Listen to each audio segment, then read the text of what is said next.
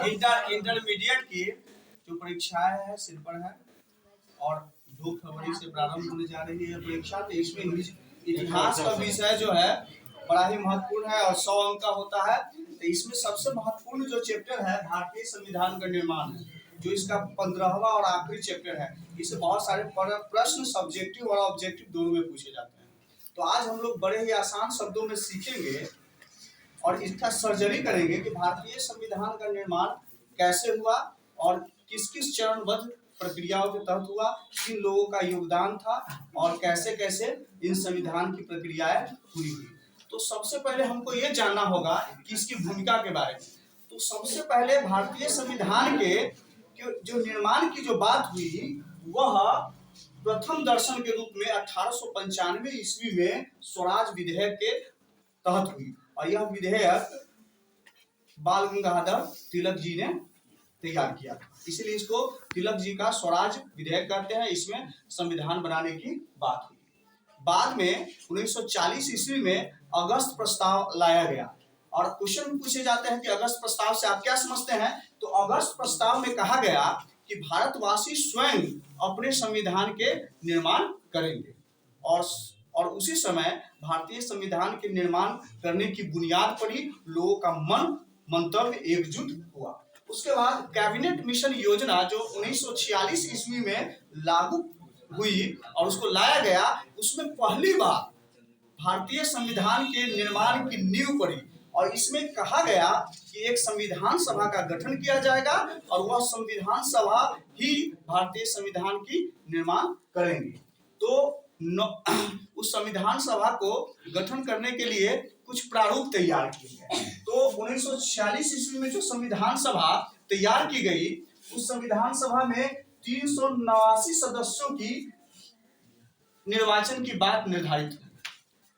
निर्वाचन की नहीं, उस सदस्यों की उपस्थिति की बात कही गई, जिसमें प्रांतों से 296 सदस्यों का निर्वाचन करने की बात कही गई और शेष देशी रियासत के जो सदस्य थे उसको गठन करने की बात कही गई और उनको आमंत्रित किया गया कि आप भी संविधान सभा में सम्मिलित होकर भारतीय संविधान का निर्माण कर सकते।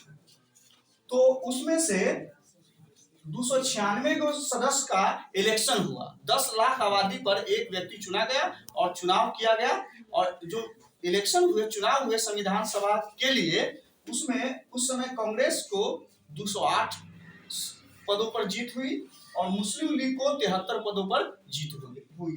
यहीं पर झगड़ा लग गया क्योंकि मुस्लिम लीग के सदस्य देखे कि मेरी जो सदस्य संख्या है सभा में वह 73 है, कांग्रेस की 208 है। इसका मतलब हुआ संविधान ऐसे तैयार किए जाएंगे कि जिसमें कांग्रेस के जो सदस्यगण हैं उन्हीं की बातें होंगी, मेरी बातें नहीं होगी। और कहीं न कहीं कांग्रेस के इस जीत में भारत के विभाजन छिपा था और उन लोगों ने प्रत्यक्ष कार्रवाई दिवस का आह्वान किया और फिर से भारत का विभाजन हुआ और मुस्लिम लीग अपने सदस्यों को लेकर वो पाकिस्तान के रूप में उसको एक नया देश मिला। तो फिर से अब सदस्य जो संविधान सभा है वो बिखर गया, तो फिर से पुनर्गठन किया गया। तो 324 प्रतिनिधि का पुनर्गठन में बात यह आई कि 324 प्रतिनिधि इसमें रहेंगे और फिर से संविधान सभा का गठन किया जाएगा, जिसमें 93 देशी रियासत रहेंगे। लेकिन आपको जानकर आश्चर्य होगा कि हैदराबाद उस संविधान सभा में अपने प्रतिनिधि एक देशी रियासत के तौर पर नहीं भेजा और वह स्वयं से अलग हो गया। तो 9 दिसंबर 1946 ईस्वी को अस्थायी सदस्य के रूप में, अध्यक्ष के रूप में डॉक्टर सच्चिदानंद सिन्हा उस संविधान सभा के अध्यक्ष बने और उसके ठीक 2 दिन के बाद सदस्य गणों के 324 जो प्रतिनिधि थे उनके आपसी सहमति से डॉक्टर राजेंद्र प्रसाद जी को संविधान सभा का अस्थायी अध्यक्ष नियुक्त किया गया 11 दिसंबर 1946 में और BN राव जो थे उनको संवैधानिक सलाहकार बनाया गया। उद्देश्य प्रस्ताव को पढ़ने का काम पंडित जवाहरलाल नेहरू ने किया। तो इतने बड़े संविधान का जब निर्माण होगा तो उसके लिए कुछ समिति और कमेटी की जरूरत पड़ी। 6-7 सदस्यों को मिलाकर समितियां बनाई गई कि इन सारे कामों पर वो करेंगे। जैसे डॉक्टर भीमराव अंबेडकर के नेतृत्व में उनके समिति में 6 सदस्य और थे। एक प्रारूप समिति का निर्माण किया गया जो ये तय करता कि संविधान में इतने अनुसूची, इतने अनुच्छेद, इतने अनुभाग होंगे और उसका निर्माण किन ढंग से होगा, कहां कहां से किन बातों को लिया जाएगा, तो उसको प्रारूप समिति कहा गया। वैसे ही संचालन समिति का जिम्मा अध्यक्ष का होता है। संविधान सभा का संचालन तो अध्यक्ष ही करता है, तो डॉक्टर राजेंद्र प्रसाद को यह दायित्व मिला। इसके बाद संघ संविधान जो समिति थे वो पंडित जवाहरलाल नेहरू को बनाया गया।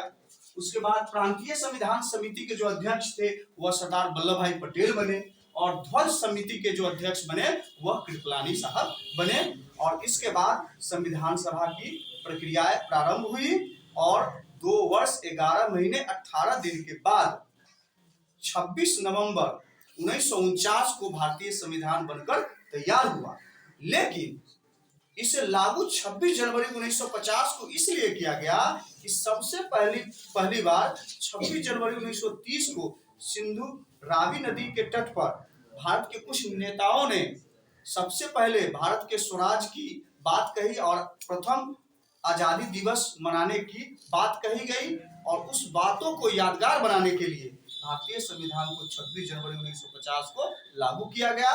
पहली बार इसको अपना राष्ट्रपति मिला और जो संविधान सभा के तत्कालीन अस्थायी अध्यक्ष थे डॉक्टर राजेंद्र प्रसाद, उनको भारत का प्रथम राष्ट्रपति बनाया गया और इस प्रकार से भारतीय संविधान तैयार हुआ और